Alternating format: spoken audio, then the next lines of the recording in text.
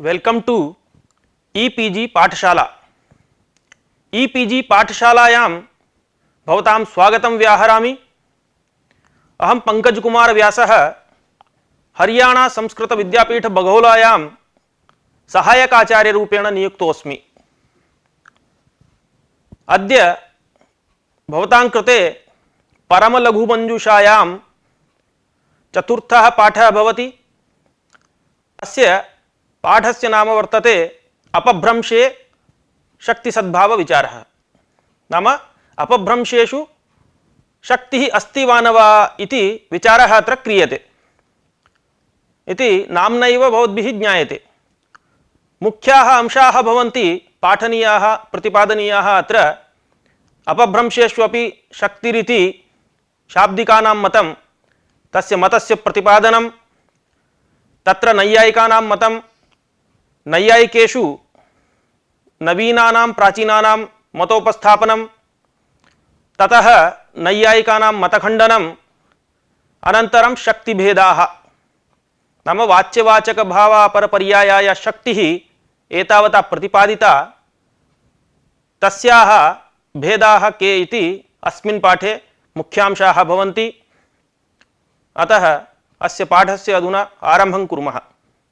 इतः पूर्वस्मिन् पाठे भवद्भिः नागेशभट्टमते शक्तिस्वरूपं किम् इति पठितं। तद्धि पदपदार्थयोः वाच्यवाचकभाव अपरपर्याय एव शक्तिः, स एव संकेतः, तच्च इतरेतर अध्यासमूलकम् इति तन्निरूपितमासीत्। तस्याः शक्तेः ग्राहकं भवति तादात्म्यं। तादात्म्यस्य दुष्टत्व संबंधत्व निरूपणं। शब्दार्थयोः तादात्म्य संबंधः पदपदार्थयोरिव वाक्यवाक्यार्थयोरपि इति तदपि तत्र निरूपितं। तादात्म्य स्वरूपं तावत् तद्भिन्नत्वे सति तदभेदेन प्रतीयमानत्वं। ततः शक्ति विषयक नैयायिक पक्षे दोषोद्भावनं कृत्वा बौद्धपदार्थ निरूपणम् इत्यादि विषयाः तत्र प्रतिपादिताः, भवद्भिः सम्यक् गृहीताश्च। अस्मिन् पाठे अपभ्रंशेषु शक्तिरस्ति इति प्रतिपादनं क्रियते। इदं हि शाब्दिकानां मतं भवति। शक्तेः रूढिः योगः योगरूढश्च इति त्रयः भेदाः वर्तन्ते। एवं शब्दार्थस्य अनवच्छेदे विशेषस्मृतिहेतवः इति शक्तेः नियामकाः संयोग विप्रयोगादयः इति ये वाक्यपदीये वर्णिताः, तेषामपि वर्णनम् अत्र क्रियते। अनया रीत्या एते अत्र मुख्याः अंशाः भवन्ति। एवमेव मध्ये अपभ्रंशेषु शक्तिः अस्ति न वा इति नैयायिकमतं, तत्र ते शक्तिभ्रमात् शाब्दबोधः जायते इत्यादिकं चिन्तयन्ति इति कथयन्ति। तस्य खण्डनमपि अत्र मध्ये करिष्यते। लोके शब्दस्य प्रयोगः अर्थगत्यर्थः, अर्थात् शब्दः प्रयुज्यते इत्युक्ते अर्थावगतिः ततः भवतु इति उपलक्ष्य अस्माभिः शब्दस्य प्रयोगः क्रियते। अर्थञ्च यथा शब्दः अवगमयति तथा अपशब्दोऽपि। एवञ्च लोकव्यवहारस्य साधनभूतोऽयं शब्दः साधुत्व असाधुत्व इति उभयतापि अर्थं बोधयति। साधुत्वेन असाधुत्वेन उभयतापि अर्थं बोधयति। तथापि साधुशब्देनैव अर्थाभिधेयो न असाधुशब्देन इति यथा भगवान् भाष्यकारः कथयति। पस्पशायां भाष्ये समानायाम् अर्थावगतौ शब्देन च अपशब्देन च धर्मनियमः क्रियते। शब्देनैव अर्थः अभिधेयः नापशब्देन इति। कः शब्दः कश्च अपशब्दः इति निर्णयस्तु शिष्टप्रयोगानुसारी इत्येतत् सर्वं भाष्ये विवृतं। तत्र अपशब्दस्तावत् लोके शिष्टाप्रयुक्तः प्रयोगभ्रष्टः अपभ्रंशरूपेण अन्यस्मिन् प्रयुज्यमानः। किं तर्हि एवं प्रयुज्यमानैः अपशब्दैरपि शक्तिबोधो जायते वा इति चेत् सत्यं। तच्छङ्कितं भाष्ये किं शब्दोपदेशः कर्तव्यः आहोस्वित अपशब्दोपदेशः आहोस्वित उभयोपदेशः इति। एवं प्रश्ने भगवान् भाष्यकारः अन्यतरोपदेशेन कृतं स्यात् तद्यथा भक्ष्य नियमेन अभक्ष्य प्रतिषेधो गम्यते पंच पंच नखा भक्ष्याः इत्युक्ते गम्यते तत् अतो अन्ये भक्ष्याः इति अभक्ष्याः इति अभक्ष्य प्रतिषेधेन च भक्ष्य नियमः तद्यथा अभक्ष्यो ग्राम्य कुक्कुटः अभक्ष्यो ग्राम्य शूकरः इत्युक्ते गम्यते तत् अरण्यो भक्ष्य इति एवं इहापि शास्त्रे अनया रीत्या भाष्ये शब्देन अपशब्देन उभयतापि अर्थः अवगम्यते अर्थात अर्थस्य बोधः भवति इत्युक्तम्। इतोपि अग्रे यदि तावत् शब्दोपदेशः क्रियते गौरित्येतस्मिन् उपदिष्टे गम्यते तत् गाव्यादयः अपशब्दाः इति अथाप्यपशब्दोपदेशः क्रियते गाव्यादिषु उपदिष्टेषु गम्यते तत् गौरित्येषः शब्दः इति इत्थं भगवान् भाष्यकारः समादधौ। अनेन शंका समाधान परभाष्येण गम्यते एतद् अपशब्देष्वपि शक्तिः नाम वाच्यवाचक भाव अपरपर्याया शक्तिः वर्ततेव अन्यथा गाव्यादिषु उपदिष्टेषु गम्यते एतद् गौरित्येषः शब्दः इति कथनं भाष्यकाराणाम् असंगतं स्यात्। एतत् भाष्यकार सिद्धान्तं मनस्वीकृत्य नागेशभट्टः अन्येषाम् अपभ्रंशेषु शक्तिम् अनङ्गीकुर्वतां केषाञ्चन मतं निराकृत्य स्वमतम् एवम् उपस्थापयति। अपभ्रंशेषु शक्तिसाधकं नागेशमतं तत्र परमलघुमञ्जुषायाम् इत्थम् अस्ति। सा च शक्तिः साधुष्विव अपभ्रंशेष्वपि शक्तिग्राहक शिरोमणेः व्यवहारस्य तुल्यत्वात्। व्यवहार शब्देन पूर्वजन्मानुभूत शक्तिस्मरणम् अतएव बालानां तिरश्चाञ्च अन्वयबोधः न हि तेषां तदैव तत्संभवः इति तत्र निरूपितं तन्मतमत्र उद्धृतम्। अस्य नागेशोक्तस्य अयमाशयः पूर्वोक्तरीत्या भाष्यप्रामाण्यात् सा वाच्यवाचक भाव अपरपर्याया शक्तिः यथा साधुशब्देषु तथैव असाधुशब्देष्वपि असाधुशब्देष्वपि शक्तिग्राहक शिरोमणेः शक्तेः बोधकेषु प्रधानभूतस्य व्यवहारस्य समानतया विद्यमानतया सा शक्तिः तत्र अंगीकार्या एव।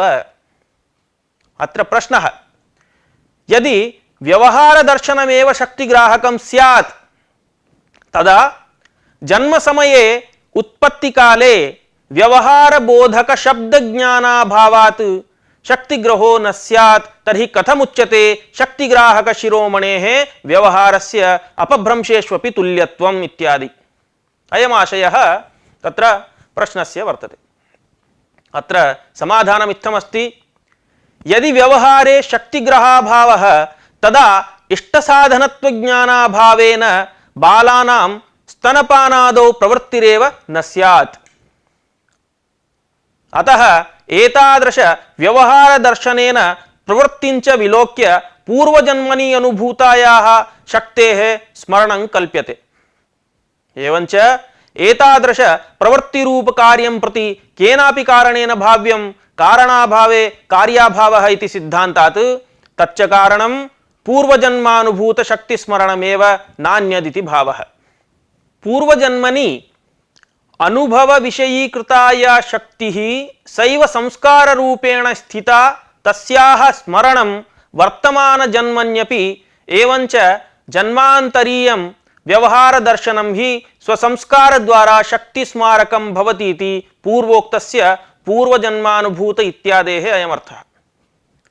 तस्मादेव बालानां तिरश्चां नाम जडानां पशुपक्ष्यादीनां अन्वयबोधो भवति नाम पदार्थज्ञानं भवति इत्यर्थः।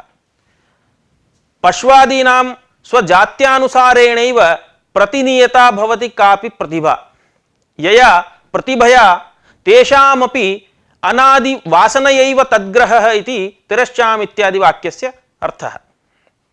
परन्तु न तेषां बालादीनां जन्मनः आद्यकाले एव शक्तिज्ञानस्य संभवः तस्मिन् समये शक्तिग्राहक सामग्र्यभावात् इत्येतावता स्वमतं निरूप्य अपभ्रंशेषु शक्तिविषयकं नैयायिकमतम् अनूद्य निराकर्तुम् उपक्रमते इत्थं।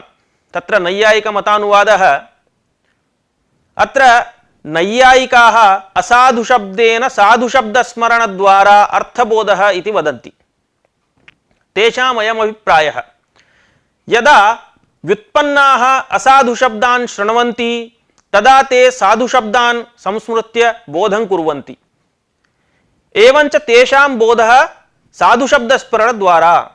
यदा च अव्युत्पन्नाः अज्ञाः असाधून् शब्दान् शृण्वन्ति तदा ते शक्तिभ्रमात् बोधं कुर्वन्ति इति नैयायिकानां मतं स्थूलतया।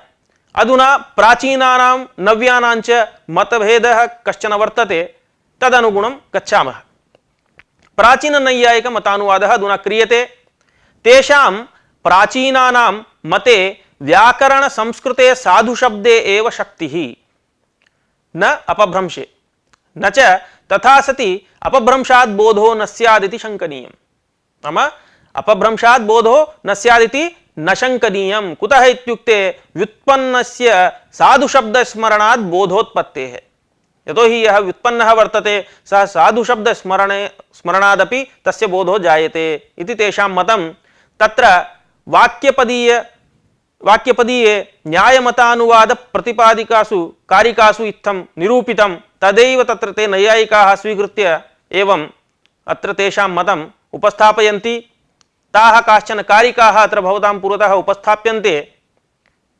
ते साधुष्वनुमानेन प्रत्ययोत्पत्ति हेतवः तादात्म्यम् उपगम्यैव शब्दार्थस्य प्रकाशकाः न शिष्टैरनुगम्यन्ते पर्याया इव साधवः ते यतः स्मृतिशास्त्रेण तस्मात् साक्षात् अवाचकाः इति। अम्बां वेति यदा बालः शिक्षमाणः प्रभाषते अव्यक्तं तद्विदां तेन व्यक्ते भवति निर्णयः। एवं साधौ प्रयोक्तव्ये योपभ्रंशः प्रयुज्यते तेन साधु व्यवहितः कश्चिदर्थो विधीयते इति। तत्र एतासां कारिकाणां यः आशयः वर्तते तद्विविच्य कथयामि। ते असाधुशब्दाः अनुमानेन, ते साधुष्वनुमानेन इत्युक्तं खलु, तत्र ते असाधुशब्दाः अनुमानेन साधुशब्दस्मरणेन प्रत्ययस्य ज्ञानस्य उत्पत्तौ कारणानि भवन्ति। तथा च साधुशब्दस्मरणपूर्वकं साधुशब्द तादात्म्यापन्ना इव अर्थं बोधयन्ति। साधुशब्द सादृश्यात् शक्तित्वम् आरोप्यते अथवा तत्सादृश्यात् तत्र भ्रमो भवति, अथवा शब्दा अर्थस्य तादात्म्यं वाच्यवाचक भावरूपं संबंधं प्राप्ता इव अर्थबोधका भवन्ति। इव शब्दात् वास्तविकी प्राप्तिर्नास्ति इति ज्ञायते अत्र। यतश्च व्याकरणादिना शास्त्रेण शिष्टैश्च ते अपभ्रंशाः पर्याय साधुशब्दा इव नाङ्गीक्रियन्ते, अतः न ते वाचकाः। ते न वाचकाः। लोकेऽपि यथा अम्बाम्बेति अव्यक्तभाषिणा बालेन प्रयुक्तः शब्दः तत्साधुशब्दं जानतामेव अर्थबोधको दृश्यते।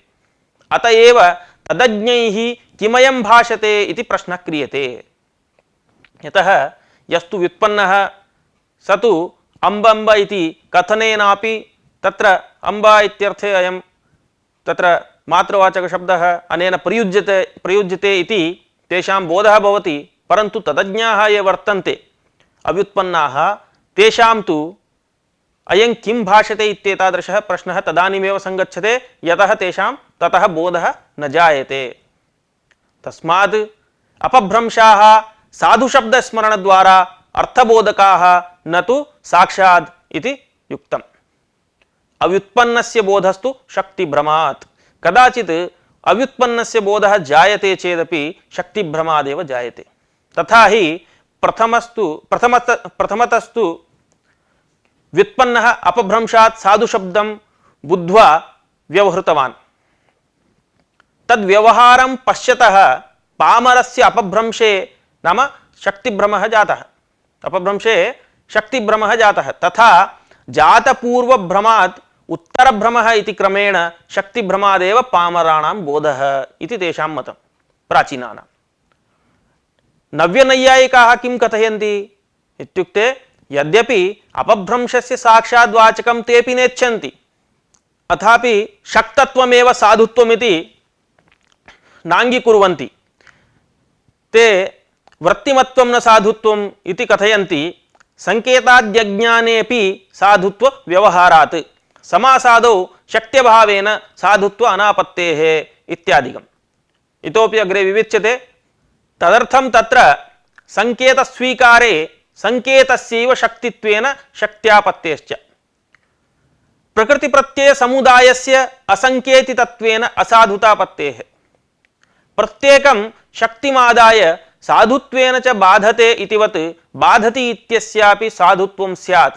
तस्मात् न संकेतितत्वं साधुत्वं किन्तु व्याकरण निष्पाद्यत्वम्। यस्मिन्नर्थे यः शब्दः व्याकरणेन निष्पादितः सः तस्मिन्नर्थे साधुः। डित्थादि पदानामपि उणादि प्रकरण व्युत्पादितत्वम् अस्ति इति न दोषः। न च साधुत्वज्ञानं शाब्दबोधे वा कारणम् इति शङ्कते। यस्य तादृशं ज्ञानं नास्ति तस्यापि शाब्दबोधोदयात्। यतो हि साधुत्वज्ञानं शाब्दबोधे कारणम् इति न, अन्यथा तु यस्य तादृशं ज्ञानं नास्ति तस्यापि शाब्दबोधस्तु दृश्यते एव। तस्मात् कथयति किन्तु असाधुत्वनिश्चयः प्रतिबन्धकः तत्र भवति।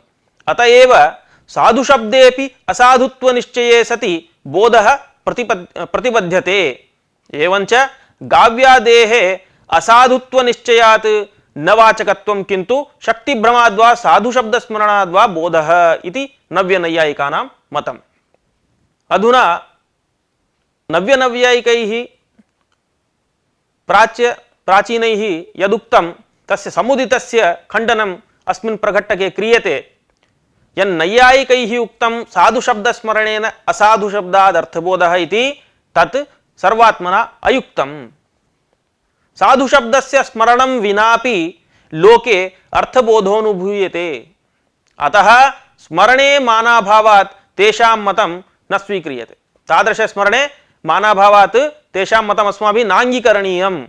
किञ्च तस्य अपशब्दोपस्थापितार्थस्य वाचकः यः साधुशब्दः तस्य ज्ञानरहितानां जनानां शाब्दबोधः एव न स्यात्, दृश्यते च तेषामपि। अतः न साधुशब्दस्मरणस्य आवश्यकता। इत्थं वैयाकरणाः नैयायिकानां पूर्वोक्तं सर्वमपि निराकृत्य अपभ्रंशेष्वपि शक्तिरस्त्यैवेति वदन्ति। शक्तिग्राहकेषु मुख्यस्य व्यवहारस्य साध्वसाधु साधारण्यात्, यतः शक्तिग्राहकेषु मुख्यः भवति व्यवहारः, स च यथा साधुषु तथा असाधुष्वपि। न च साधुस्मरणात् बोधः तद्वाचक साधुशब्दम् अजानतां बोध अनापत्तेः। साधुस्मरणादेव बोधः भवति इत्यपि न वक्तव्यम्। कुतः तद्वाचक साधुशब्दं यः न जानाति तस्यापि बोधः भवति, अतः तत्र बोधः न स्यात्, इयम् आपत्तिः। साधुशब्दम् अजानतामपि बोधानुभवात् लोके। किञ्च कुत्रचित् साधुशब्दस्य ज्ञातस्यापि बोधकत्वं न दृश्यते। यथोक्तं वाक्यपदीये भर्तृहरिणा पारम्पर्यादपभ्रंशाः विगणेष्वपि धातृषु प्रसिद्धिमागता येषु तेषां साधुरवाचकः इति। अनया कारिकया किं प्रतिपाद्यते इति अस्याः अर्थः एवञ्च यस्य साधुशब्दस्य अपभ्रंशाः प्रसिद्धिं गताः तत्र साधुशब्दस्यैव वाचकत्वं नास्ति चेत् तादृशः कश्चन स्मृतः साधुशब्दः कथं वा अर्थबोधं जनयेत्।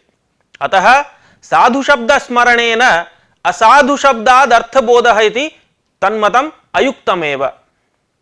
अधुना नैयायिकैः मध्ये शक्तिभ्रमाद् बोधः भवति इति यदुक्तं तन्मतखण्डनं प्रस्तूयते। शक्तिभ्रमाद् बोधः इति तु न युक्तम्। यस्मिन् ज्ञाने उत्तरकाले यस्य बाधः दृश्यते तत्रैव भ्रमः स्वीक्रियते। तद्वति तत्प्रकारक ज्ञानस्यैव भ्रमत्वात्। यथा कश्चन शुक्तिं दृष्ट्वा रजतम् इदं रजतम् इति भ्रान्तः, परन्तु तदुत्तरकाले इदं रजतं नास्ति शुक्तिरेव इति तादृशज्ञानेन तस्य बाधः भवति, तर्हि तादृशस्थले एव भ्रमः स्वीकर्तव्यः, अन्यत्र न। गगर्यादिशब्दानां श्रवणानन्तरम् इमे गगर्यादिशब्दाः वाचकत्व अभाववन्तः इति ज्ञानं न कस्यापि जायते। अतः अत्र भ्रमस्य उपपादनमेव न कर्तुं शक्यते। यतो हि गगरीपदं भाषायां लोके विद्यमानः वर्तते, तेन कम्बुग्रीवादिमानेव बोध्यते इति तत्र भ्रमस्य उपपादनमेव कर्तुं न शक्यते इति अस्य अर्थः। किञ्च घटत्वादि विशिष्ट घटादिरूपार्थ निरूपितायाः घटादिपदवृत्तित्वेन गृहीतायाः शक्तेः भिन्नानुपूर्विकत्व रूप विशेष दर्शन सत्वेन गगरीपदादौ भ्रम अनुत्पत्तेः। अतएव असाधूनामपि बोधकत्वेन शक्तत्वादेव अन्येन उच्चारिते साधुशब्दे संस्कृतज्ञानरहितानां स्त्री शूद्रबालादीनाम् अर्थविषयक संशये उत्पन्ने सति तस्य साधुशब्दस्य अपभ्रंशोच्चारणेन तेषाम् अर्थनिर्णयेन संशयो दूरीभवति। किञ्च शवतिर्गतिकर्मा कम्बोजेष्वेव भाषितः भवति विकारेण मार्याः भाषन्ते शव इति इत्यादि भाष्यात् तत्तद्देश नियत संस्कृतेषु शक्ति अनापत्तिः। यदि च तेषु तत्तद्देश नियतेषु संस्कृते शक्तिः अंगीक्रियते तर्हि अपभ्रंशेषु शक्त्या स्वीकारे प्रमाणाभावात् अपभ्रंशेष्वपि शक्तिः सिद्ध्यत्येव।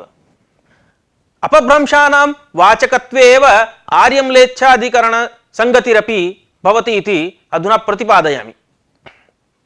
अपभ्रंशेषु शक्ति स्वीकारादेव आर्यम्लेच्छाधिकरणमपि संगच्छते। अन्यथा एकस्यैव अर्थस्य मुख्यत्वात् अन्यस्य गौणत्वाच्च पूर्वपक्ष असंगतिः तत्र। तत्र हि यवमयश्चरुर्भवति इति वाक्ये यवशब्देन दीर्घशूक विशेषो निर्दिष्टः वा अथवा प्रियंगु विशेषः उद्दिष्टो वा इति संदेहे उभयथाप्यर्थस्य प्रसिद्धत्वात् तेष्वदर्शनात् विरोधस्य समाविप्रतिपत्तिः स्यात् इति जैमिनीय सूत्रम् इति विकल्पापत्तिः पूर्वपक्षिणा तत्र आपादिता।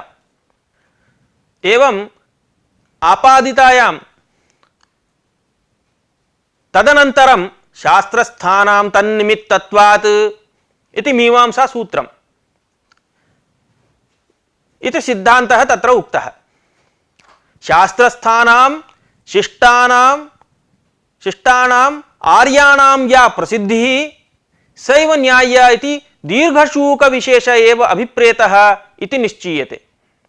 तस्माद् अपभ्रंशानां वाचकत्वं मीमांसकैरपि अभ्युपगतमेव। तव अपभ्रंशेषु शक्तिम् अनङ्गीकर्तुः नैयायिकमते यत् प्रतिपादितं म्लेच्छाः अपभ्रंश शब्दानेव प्रयुञ्जते, अतः तेषां म्लेच्छानां यो बोधो भवति सः साधुशब्दभ्रमादेव इति अयञ्च बोधः शक्तिभ्रमजन्य इति वक्तव्यं। तथा चेत् तथा च शुक्तौ रजतत्व भ्रमवान् पुरुषः तेन रजतेन किंचिदपि कार्यं कर्तुं न प्रभवति, तस्य ज्ञानं न किमपि साधकं भवति, तथैव म्लेच्छानां प्रसिद्धिः भ्रममूलिका एव। अस्य दृष्टान्तस्य अयमाशयः शुक्तिं दृष्ट्वा इदं रजतमिति तस्य भ्रमेपि तद्वारा रजतत्वप्रयुक्तं यत् कार्यमस्ति तत्तेन कर्तुं न शक्यते। तस्मात् म्लेच्छानामपि प्रसिद्धिः समानन्यायात् तुल्यत्वात् भ्रममूलिका एव। तस्मात् अपभ्रंशानां वाचकत्वं त्वयापि अंगीकार्यम्। अपभ्रंशानां वाचकत्वे भाष्यादि प्रमाणानि अपि सन्ति। तत्सर्वम् अधुना निरूप्यते। तत्र भाष्य प्रमाणं वाक्यपदीयकार सम्मतिश्च वर्तते अपभ्रंशानां वाचकत्वे। सिद्धे शब्दार्थ संबंधे लोकतोऽर्थ प्रयुक्ते शब्द प्रयोगेण शास्त्रेण धर्म नियमः इति वार्तिकं रचयतः वार्तिककारस्य समानायामर्थावगतौ शब्देन चापशब्देन च धर्म नियमः क्रियते शब्देनैव अर्थो विधेयः नापशब्देन एवं क्रियमाणमभ्युदयकारी भवति इति वदतः महाभाष्यकारस्य तथैव वाचकत्वा विशेषे वा नियमः पुण्यपापयोः इति कारिकां रचयतः वाक्यपदीयकारस्य अपभ्रंशानां साक्षादेव बोधकत्वमिष्टं तस्मात् तत्रापि शक्तिः अंगीकार्या इति एतैः प्रमाणैः सिद्ध्यति। इत्येतावता साधुशब्देषु असाधुशब्देषु शक्तिरस्ति न वा इत्यादिकम् अस्माभिः सर्वमुच्यमानमासीत्। तर्हि साधुशब्देषु यत् साधुत्वं वर्तते कीदृशम् इति जिज्ञासा जायते। जिज्ञासायां जातायां साधुत्वं च व्याकरण अन्वाख्येयत्वं पुण्यजनकतावच्छेदक धर्मवत्वं वा तद्भिन्नत्वम् असाधुत्वम् इति ग्रन्थकारः कथयति। साधुत्वं च व्याकरणान्वाख्येयत्वं पुण्यजनकतावच्छेदक धर्मवत्वं वा तद्भिन्नत्वम् असाधुत्वम् इति। अस्य अयमर्थः।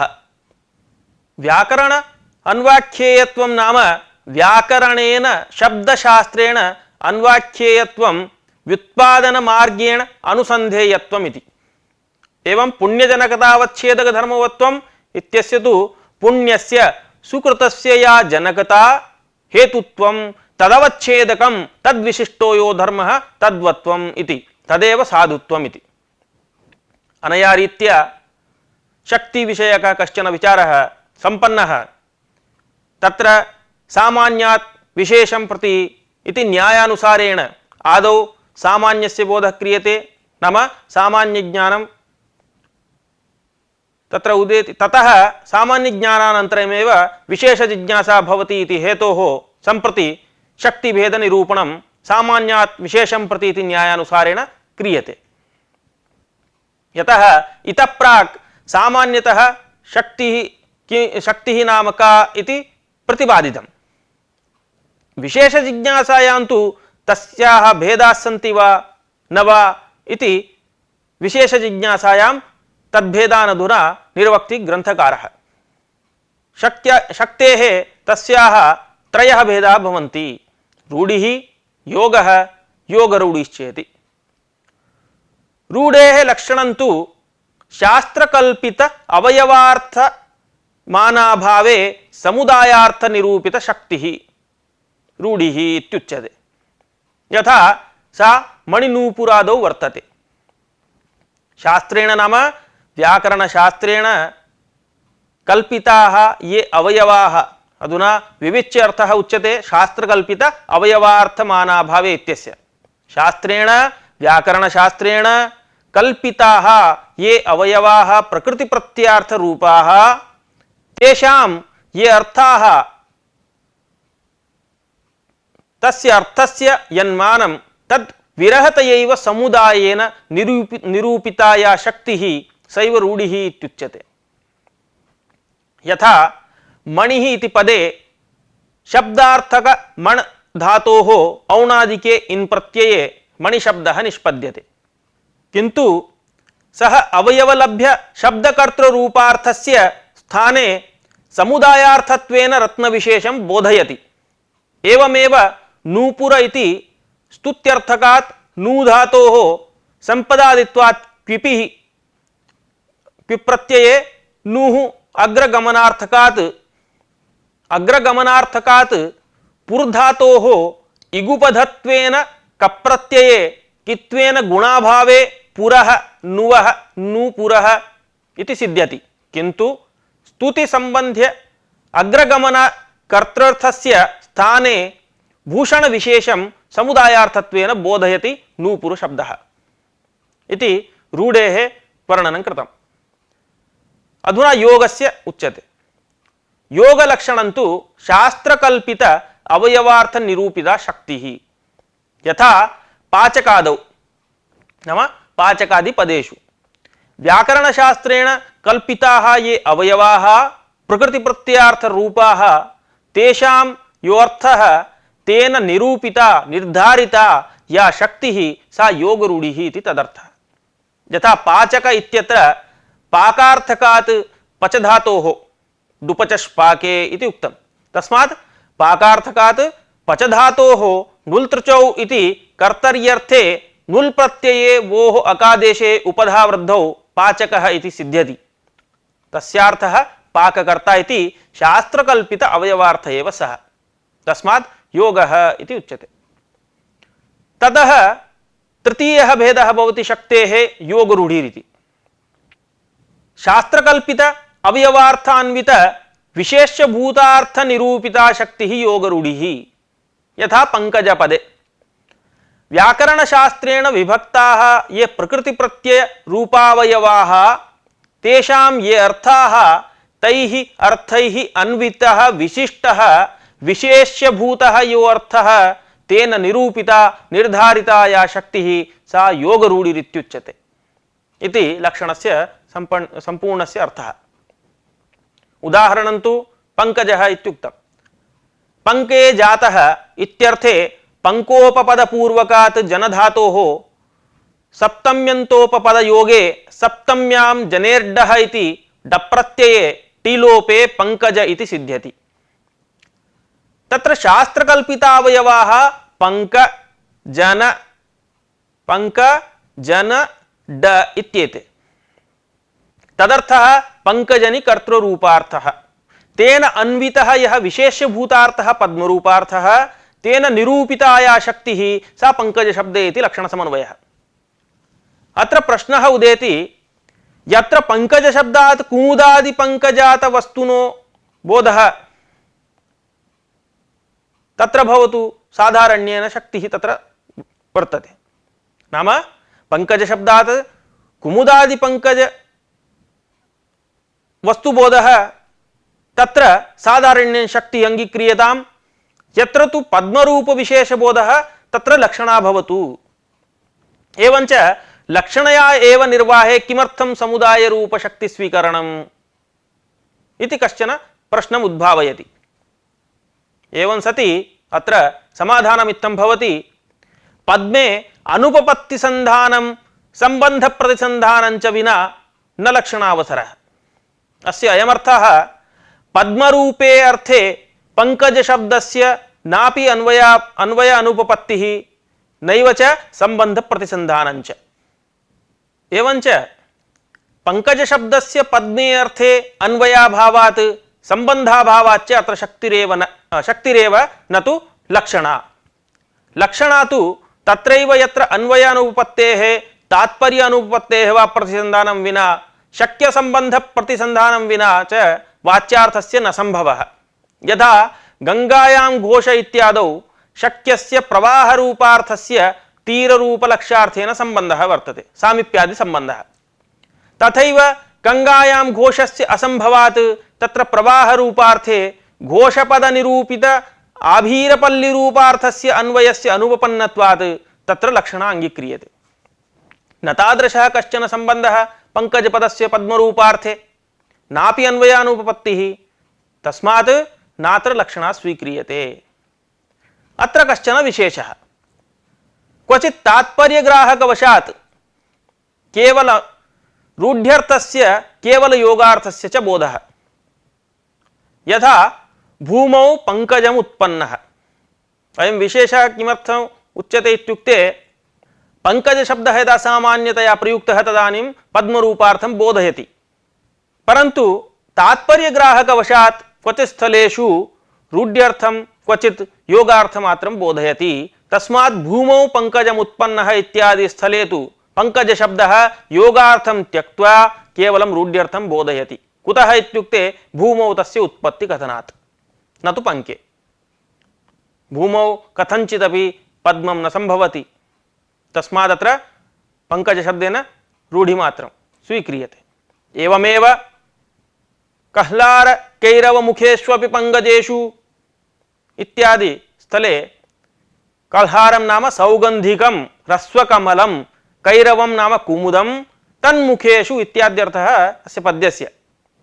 येषु स्थलेष्वपि पंकजशब्दः रूढिमनपेक्ष्य केवल योगार्थम् अवयवरूपार्थमेव बोधयति।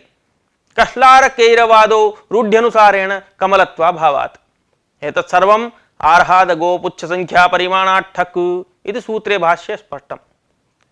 अधुना प्रसंगात् नैयायिकोक्तं यौगिकरूढाख्यं तुरीयं भेदं ग्रंथकारः प्रदर्शयति। अश्वगंधादि पदम् औषध विशेषे रूढम्। तत्र अश्वगंधस्य ईषदपि न संसर्गः, तथापि रूढित्वेन शक्तम् इदम् औषध विशेषस्य बोधकम्। अश्वसंबंधी गंधवत्तया वाजिशाला बोधे यौगिकम्। अत्र तु अश्वसंबंधिनीया गंधवत्ता तया वाजिगतगंधयुक्तत्वेन वाजिनां शाला इति बोधो जायते। इदं यौगिकरूढं नाम यौगिकञ्च तद्रूढञ्च इति एवमेव एतादृशं पदं क्वचित् यौगिकत्वेन क्वचिच्च रूढत्वेन अर्थस्य बोधकः, तस्मात् यौगिकरूढम् इत्युच्यते। एवं मंडपपदं ग्रहविशेषे रूढं, मंडपानकर्तरि यौगिकम् इत्यनेन वर्णेन अस्य पाठस्य विषयः समाप्तः। अधुना अस्य पाठस्य संग्रहः उच्यते भवतां सौकर्याय विषयस्य दृढीकरणाय च। तत्र आदौ नागेशमदे प्रतिपादिता वाच्यवाचक भाव अपरपर्याया शक्तिः अपभ्रंशेष्वपि वर्तते। तत्रापि शक्तिग्राहक शिरोमणेः व्यवहारस्य तुल्यत्वात् पूर्वजन्मानुभूत शक्तिस्मरणेन व्यवहार दर्शनात् तथा इति प्रतिपादितम्।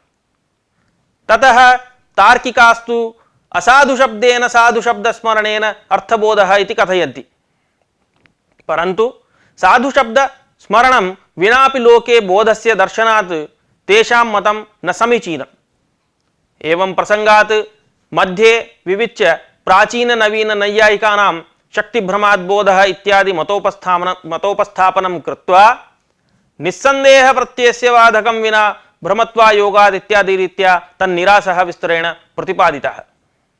तत्र च भाष्यकाराणां वाक्यपदीयकाराणां च प्रमाणत्वेन प्रदर्शनं कृतम्। एवमेव अपभ्रंशानां शक्तिः वर्तते इति तत्स्वीकृते एव आर्यमलेच्छाधिकरण संगतिः इत्येतत् सर्वमपि प्रमाणम् अपभ्रंशेषु शक्तिः अस्ति इति प्रमाणयति। ततः साधुत्वं नाम व्याकरण अन्वाख्येयत्वं पुण्यजनकतावच्छेदक धर्मवत्वं वा तद्भिन्नत्वम् असाधुत्वमिति निरूप्य शक्तेः त्रयो भेदाः रूढिः योगो योगरूढिश्च इति प्रतिपादितम्। तत्र उदाहरणान्यपि सूचितानि। प्रसंगात् तत्र प्रघट्टके यौगिकरूढम् अपरं नैयायिकोक्तमपि प्रतिपादितं।